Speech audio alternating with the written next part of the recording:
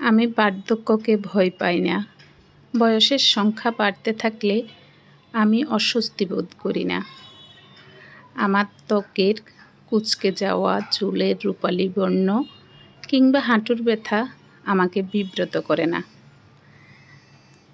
আমি জানি বয়স মানেই পরিবর্তন, শরীরে, মনে, জীবনযাপনে।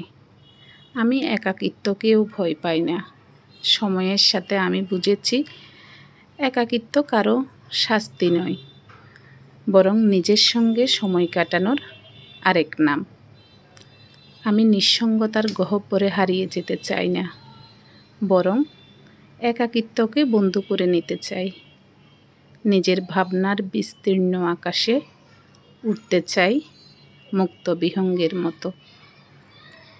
কিন্তু একটাই ভয় তাড়া করে ফিরে, আমি যেন কারো জন্য বোঝা না হয়ে যাই।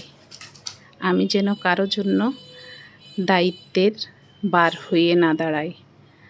কারো জীবনের হিসাব নিকাশে এক অপ্রত্যাশিত সংযোজন হয়ে না থাকি। আমি চাই না কেউ আমাকে শুধুমাত্র করুণার দৃষ্টিতে দেখুক।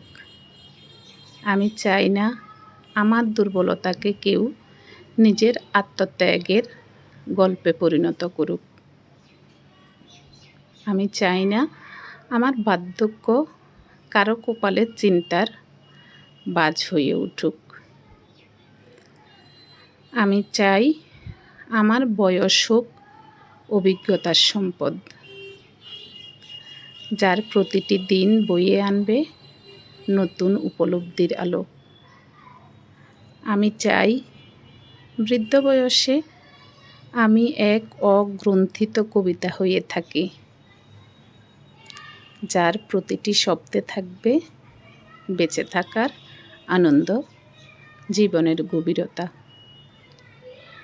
আমি চাই আমার শেষ বয়স হোক এক কাপ দোয়া ওঠা চায়ের মতো, যার প্রতিটি চুমুকে থাকবে অতীতের উষ্ণতা। হ্যালো এভরিওয়ান, কেমন আছেন সবাই? আশা করি সবাই ভালো আছেন। তো কবিতাটি দেখে সত্যি খুব ভালো লেগেছে, তো যার জন্য একটু আবৃত্তি করে আপনাদের সাথে শেয়ার করলাম। যদি আপনাদের কাছে ভালো লাগে অবশ্যই লাইক কমেন্ট করে পাশে থাকবেন এবং কেমন হয়েছে সেটা অবশ্যই জানাবেন। এবং আসলে আপনাদের প্রতিটি জানার বা অ্যাপ্রিসিয়েট করার পরেই হয়তো আবার কাজ করার পুরো উদ্যমটা পেয়ে থাকি।